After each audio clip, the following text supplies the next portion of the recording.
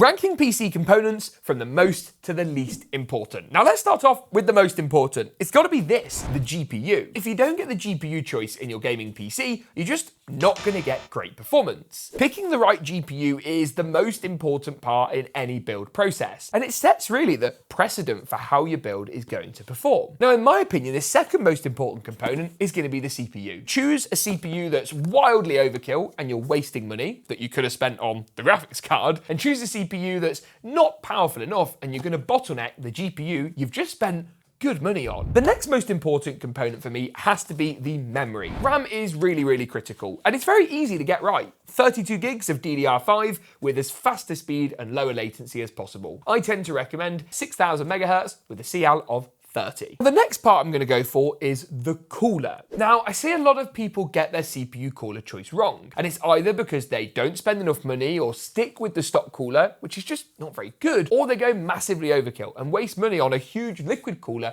they don't need. It's for that reason I think this is a really critical component, and it's one you should spend a lot of time thinking about in your build. The next most important part for me is going to be the power supply. Again, this is an area where you can make mistakes, and again an area where you should really optimize budget. Power supplies have got more complicated in recent years because of the new ATX 3.1 and PCI Gen 5.1 standard. Basically, I'm going to recommend you pick up the cheapest 80 plus gold certified power supply that has the new Gen 5 connector and is ATX3 certified or higher. That then leaves me with two components left to rank: the storage and the case.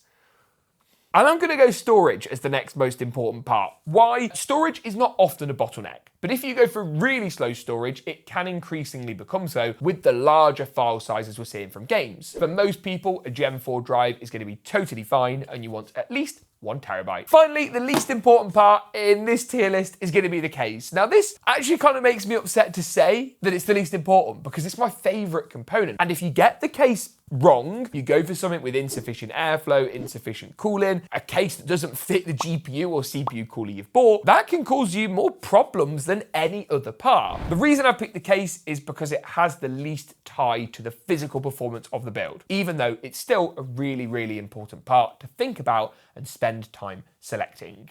Hang on a minute, I've forgotten the motherboard! Oh no, my list is ruined! Oh.